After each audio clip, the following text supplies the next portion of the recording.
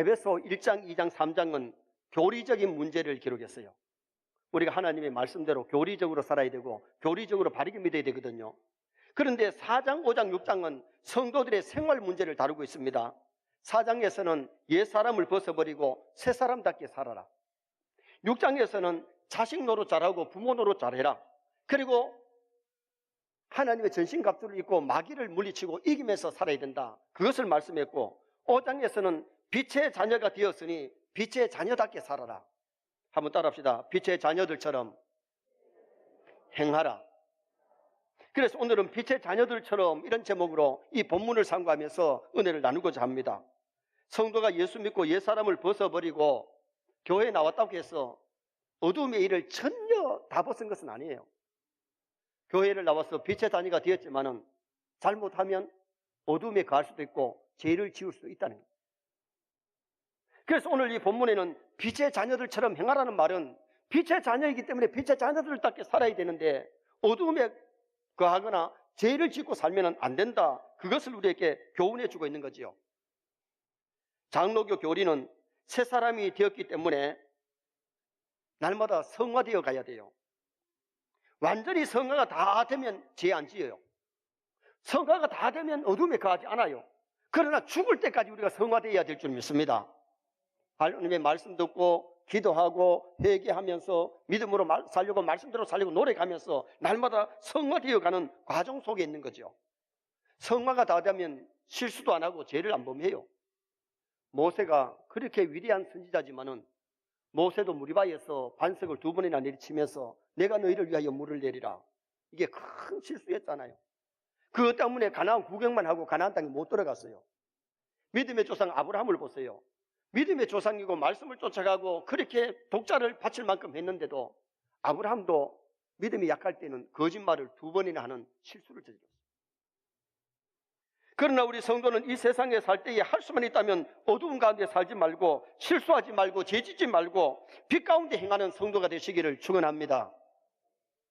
태산을 넘어 헝곡에 가도 빛 가운데로 걸어가면 이 세상이 험하고 태산 같은 중령이 있을지라도 빛 가운데로 걸어가면 임마누엘 하나님 늘 함께 하실 줄 믿습니다.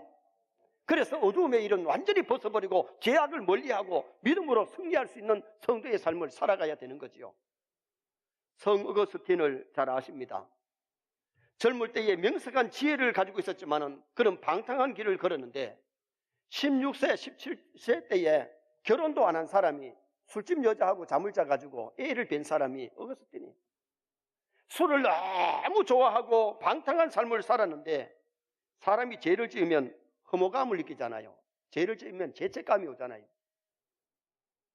35살 때에 자기 집에 정원에서 거닐고 있는데 그 혐오감에 치달리면서 걷고 있는데 라틴어로 톨레르게 그게 천사의 소리인지 동네 아이들 소리인지 아직도 몰라요.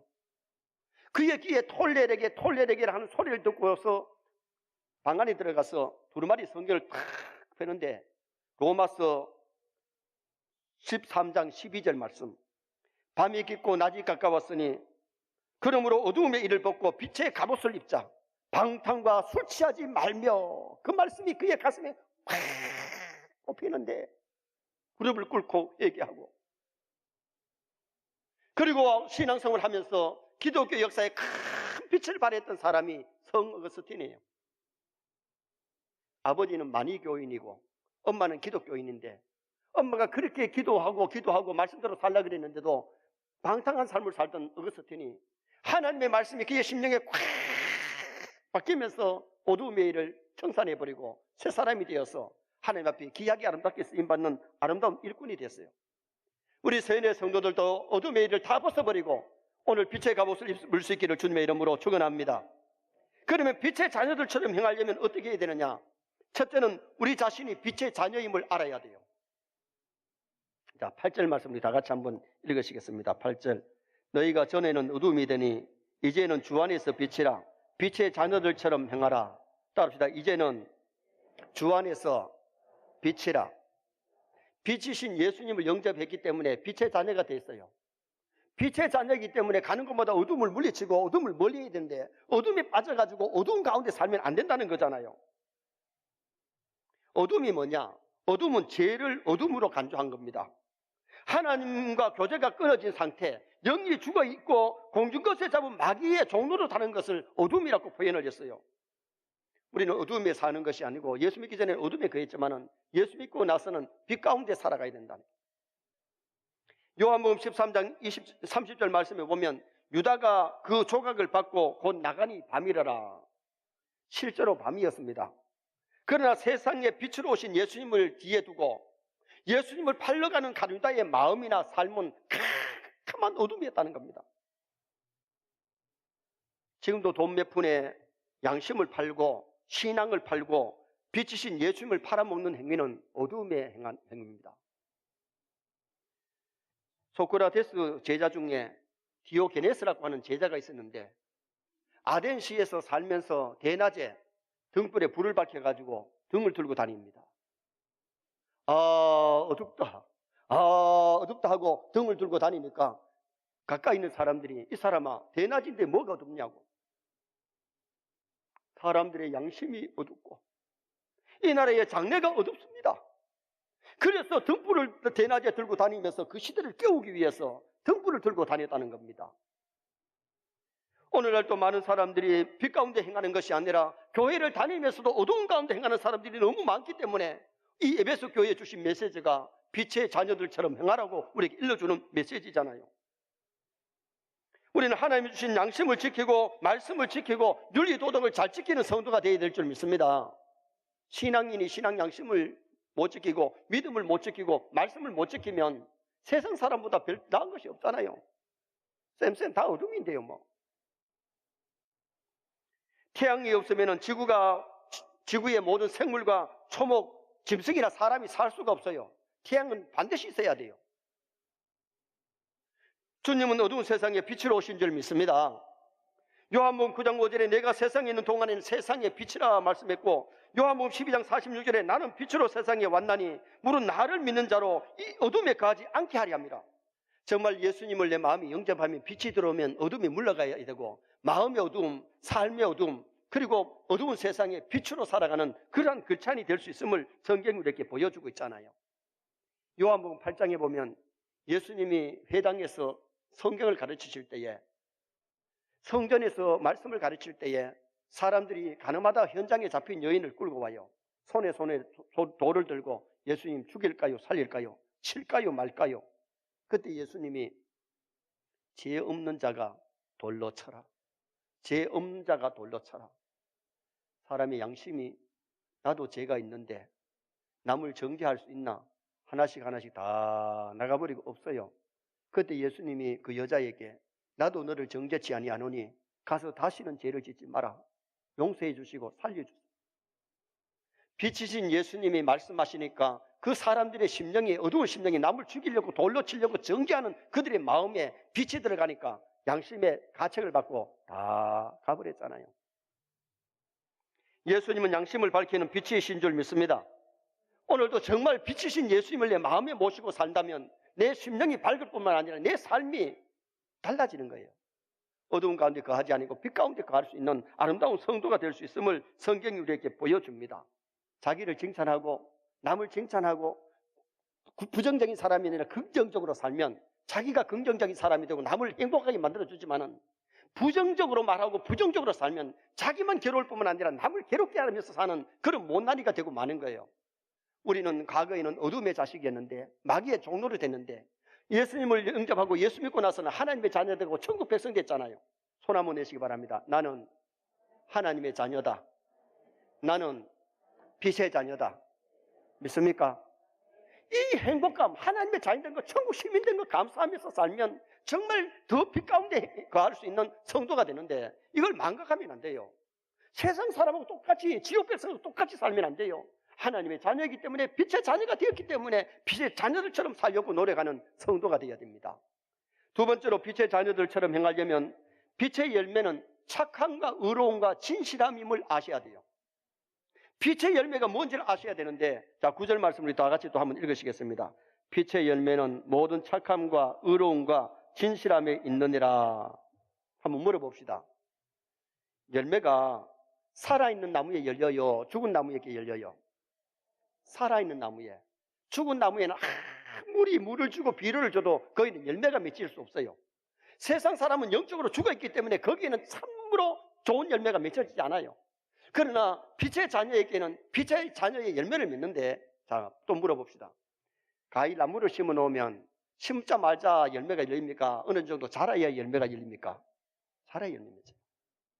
교회에 나온다고 해서 하루아침에 막 열매가 쫙 다 맺히는 게 아니고, 물론 열매를 조금씩은 맺어가지만은 믿음이 성장해야, 우리의 인격이 성화되어야 열매를 맺을 수 있어요.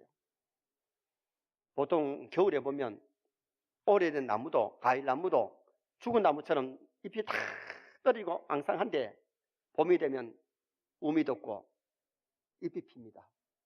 꽃이 핍니다. 그리고는 봄에 자라고 여름에 자라서 가을이 되면 과일 나무에 상가가 주렁주렁 열리고, 배나무에 배가 열리고, 대추나무에 대추가 열렸잖아요.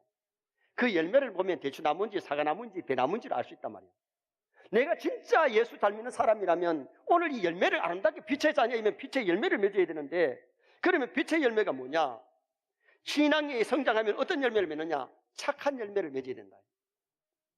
이 착함이란 말이 헬라 원문에 보니까 아가토스네, 단순한 선행이 아니고 마음이 착하고, 또한 마음이 넓고 마음의 포용력이 큰 사람, 그런 마음을 가져야 된다는 거예요. 신앙인은 마음이 착하고 말이 착하고 행동이 착해야 될 줄 믿습니다. 그래서 마태복음 5장 16절에 보면 너희 빛을 사람 앞에 비치게 하여 저희로 너희 착한 행실을 보고 하늘에 계신 너희 아버지께 영광을 돌리게 해라. 우리가 빛의 열매, 착한 열매를 맺으면요, 착하게 살면요, 교회 나가는 서영교회 아무개 집사는, 아무개 성도는 참 착해. 그래서 그 사람들이 교회 나오고 싶은 마음이 생겨. 교회를 나가는데도 세상 사람하고 똑같아. 싸움 잘하고 욕 잘하고. 그러면 누가 교회를 나오겠어요? 빛의 열매가 나타나야 되는데 빛의 열매가 전혀 없으니까 전도를 못하는 거예요. 내가 직장에서, 내가 가정에서, 내가 교회에서 빛의 열매를 맺어야 되는데 착함의 열매를 맺어야만이 하나님께 영광이 돼요. 그래서 우리 예수 믿는 사람은 착하도 소리를 많이 들어야지, 저 사람 못됐디 소리를 들으면 안 돼. 대다수 사람들이 물으면요, 못된 사람도 지는 다 착하다 합니다. 자기를 옹호하기 때문에. 그러나 정말 모든 사람이 아니, 100명 중에 10명은 저 사람 좀 못됐다 해도 90명이 저 사람 착하다 하면 착한 사람이지. 라이벌 대상들은요, 사람이 착해도요, 못된 소리 할 수 있어요. 그러나 100명 중에 저 사람 못됐다고 90명이 못됐다 하면 그건 못된 사람이죠. 10명은요, 가까운 친구거나 가족들은 그래도 착하다 합니다. 여러분, 우리 세리 모든 성도가 착하게 사시기를 축원합니다. 착함의 열매. 그 다음에 빛의 열매가 뭐냐? 빛의 열매는 의로움 열매예요. 의로움의 열매. 이 의로움이란 말은 헬라어 문에 보니까 디카이오스네. 인류와 하나님께 대한 의무. 그냥 의로움이라고 하니까 그냥 좀 착하게 사는 걸 의로움이 아니고, 이 의로움이란 말은 가정에서의 자기 의무, 교회에서 자기 주어진 사명, 나라와 민족을 위해서 자기의 사명을 다하는 것을 의로움이라고 그랬어요. 다니엘이 남의 나라에 포로되어 갔지만은 그 나라에서 자기 사명을 다했잖아요. 도지사로서 사명 다했잖아요. 요셉은 남의 집에 종살이 할 때 종살이로서의 사명을 다하고, 간방에서 간방으로의 사명을 다하고, 국회의원이 국무총리 되어서 국무총리의 사명을 다했단 말이에요. 그게 의로운 사람이에요. 가정에서 가족에게 짐이 되면 자기 의무 다한 게 아니에요. 교회에서 남에게 짐만 되지 말고 나에게 주신 사명을 교회에서 다 해야 되고, 직장에서 주어진 사명을 잘 완수하는 것이 이게 의로움이에요. 진짜 믿음의 사람은 가정에서, 교회에서, 직장에서 자기 사명을 감당하는 의인이 될 줄 믿습니다. 그 다음에 또 하나의 빛의 열매가 뭐냐? 빛의 열매는 진실함의 열매예요. 진실한 말은 헬라 원문에 보면 알레데이아, 실제로 행하는 진실한 행동. 바리새인처럼 외식하는 게 아니고 선한 사마리아처럼 정말 사랑으로 진실되게 행하는 것. 진실한 봉사, 진실한 자비와 긍휼, 거짓이 없는 진실을 말씀했어요. 예수님이 나다나엘이 처음으로 예수님을 만났는데 너는 참 이스라엘 사람이라 네 속에 간사한 것이 없다 그랬어요. 겉과 속이 다르면 진실한 게 아니에요. 겉과 속이 같아야 돼요. 그런데 정말 진실된 아름다운 그 마음, 아름다운 삶을 우리가 풍길 수 있도록 노력해야 되거든요. 자기 아버지가 수년 전부터 중풍병자 치매 병석에 있으니까 밥을 먹여드리고 대소변을 받아내고 간병을 하지만은 긴 병에 호자가 없다고 이제 아버지를 $10,000에 팝니다 하고 광고를 내는 거예요. 누구든지 우리 아버지를 $10,000에 사갈 사람이 있으면 전화를 달라고. 근데 그 신문을 보고 전화가 왔어요. 전화가 왔는데 그 광고를 낸 사람이 여보세요. 병든 노인을 모신다는 것은 쉬운 게 아니니까 일주일 동안 한 번 더 생각해보고 정말 우리 아버지를 사고 싶으면 $10,000을 갖고 오라는 겁니다. 일주일 후에 또다시 전화를 했습니다. 그럼 왜 우리 아버지를 사가려고 그러느냐? 우리 부부는 고아원 출신이기 때문에 아버지 얼굴도 모르고 아버지 이름도 모르는데 이제 우리가 결혼해가지고 아들 딸 낳고 좀 어느 정도 부자는 아니지만 살 만큼 사니까 우리 아버지를 한번 부르면서 살았으면 좋겠고 우리 애들에게는 할아버지가 있었으면 좋겠노라고. 그래도 그 전화 받는 분이 또 얘기를 합니다. 한 번만 더 생각해 보라고. 그리고 조용히 우리 아버지를 사가려면 오라 그랬어요. 이 부부가 주소를 가지고 찾아갔는데 가보니까 아주 가난한 동네 찌그러지 집에 가난하게 산 줄 알았는데 가난하게 사는 게 아니고 미국에서 부유한 마을이에요. 집이 으리으리한데 혹시 잘못 왔는가 싶어서 대문에 주소하고 이름하고 비춰보니까 맞더란 말이죠. 띵똥띵똥 참배를 놓으니까 하인이 나와가지고 대문을 열어주는데 대문 안에 들어가 보니까 아주 넓은 수영장이 있고 고급 차가 있습니다. 거실에 들어가니까 거실이 호텔처럼 꾸며놨는데 너무 좋다라는 거죠. 야, 이게 맞나? 이 집이 맞나? 그런데 의자에 앉아있는 노인이 어서들 오라고. 내가 광고를 낸 장본인이라고. 그러면서 얘기를 하는데 자기는 아들도 없고 딸도 없고 돈은 많지만은 내가 물려줄 사람도 없고 그래서 사람을 찾았는데 정말 당신 같은 사람을 잘 찾았다고. 그 자초지종 얘기를 다 들은 다음에 이제 당신은 오늘부터 내 아들이다, 내 며느리다. 그러니 우리 집에 있는 재산과 모든 유산을 다 물려주겠다.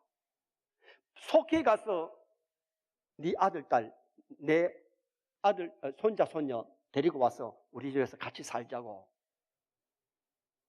솔직히 이 사람이 거부가 되어버렸습니다. 형식적으로 그 재산을 노리고 한 게 아닙니다. 정말 아버지를 갖고 싶었어.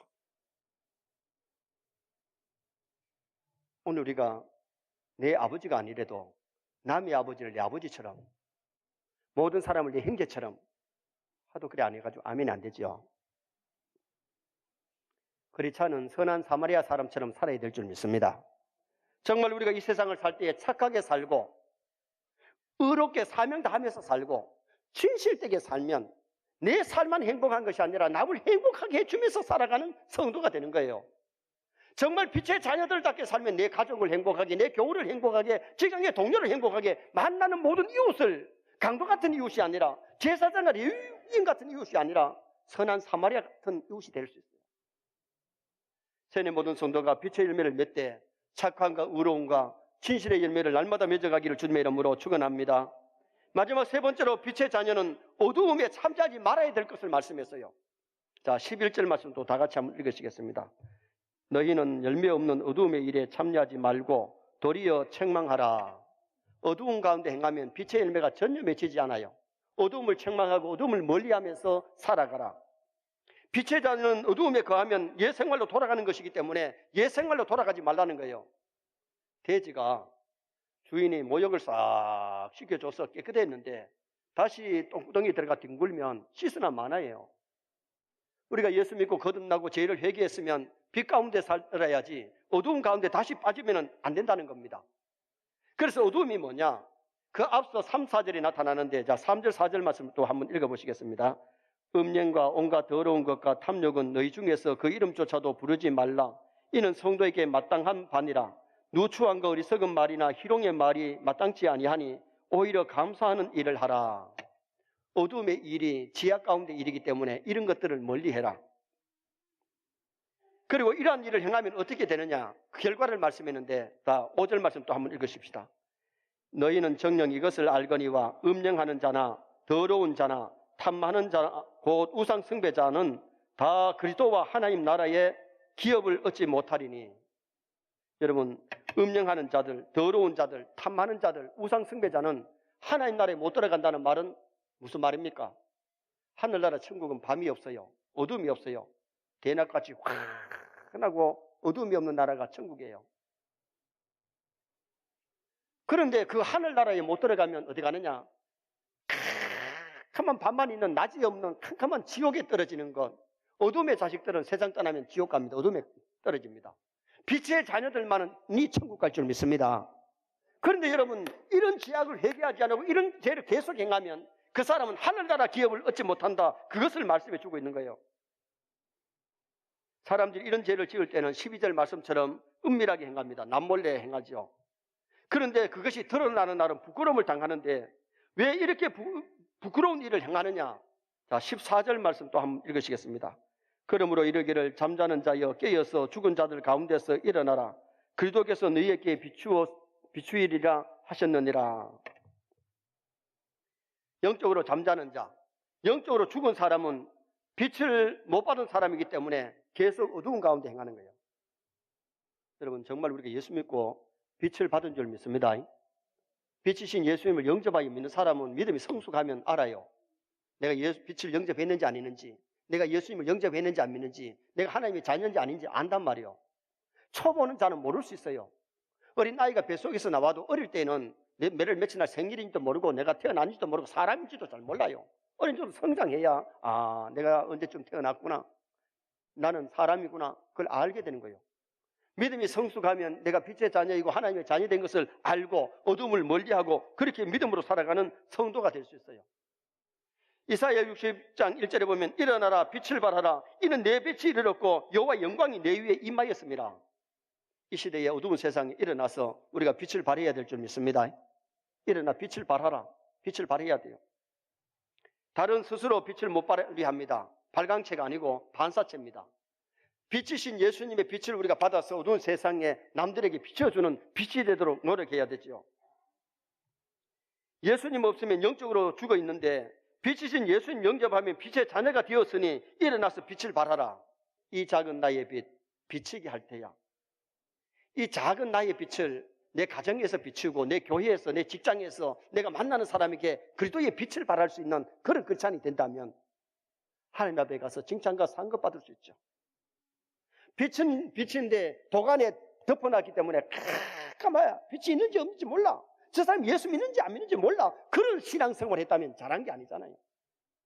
내가 예수 믿는 사람을 내 가족이 알고 내 교우가 알고 내 직장의 동료가 알고 많은 사람이 예수 믿는 걸 알 뿐만 아니라 내가 빛을 발해서 빛을 보여줄 수 있는 그러한 크리스찬이 되어야 할 것을 가르쳐주고 있어요. 요한복음 11장에 보면 나사로가 나와요. 예수님의 친구 나사로가 죽었는데 예수님이 찾아오시잖아요. 무덤에 묻힌 지가 나흘이 됐어요. 죽은 지 나흘이 됐어요. 돌문을 옮겨라 그러니까 마르다가 뭐라 그래요? 썩어서 냄새가 나나이다. 죽은 사람 그냥 두면 썩어서 냄새만 나지요. 돌문을 옮겨라. 사람이 할 수 있는 돌문을 옮겨낸 다음에 예수님이 나사로야 나오너라. 죽었던 나사로가 살아가지고 성큼 나옵니다. 많은 유대인들이 가서 죽었다가 살아난 나사로를 보고 예수를 믿음이라라. 나사로가 죽었다가 살아났기 때문에 나사로를 보고 많은 사람이 예수 믿었어요. 오늘 많은 사람이 나를 보고 빛의 자녀인 나를 보고 나의 삶을 보고 예수 믿는 사람이 많아지면 그 사람 잘 산 거죠. 내가 예수를 몇십 년 믿었는데 나보고 예수 믿는 사람이 전혀 없다면 신앙생활 잘한 것 아닙니다. 빛을 발한 것이 아닙니다. 일어나 빛을 발하라. 빛의 자녀들이 일어나 빛을 발하여야 어두운 세상이 밝아지는 거예요. 우리는 울산을 밝히는 빛이 되어야 될 줄 믿습니다. 한국을 비치는 빛이 되고 세계를 비치는 빛으로서 하나님 앞에 영광을 돌릴 수 있도록 노력하셔야 돼요. 그래야 우리가 심령이 살고 신앙이 살고 행실이 살아야 남들에게 빛의 역할을 감당할 수 있는 겁니다.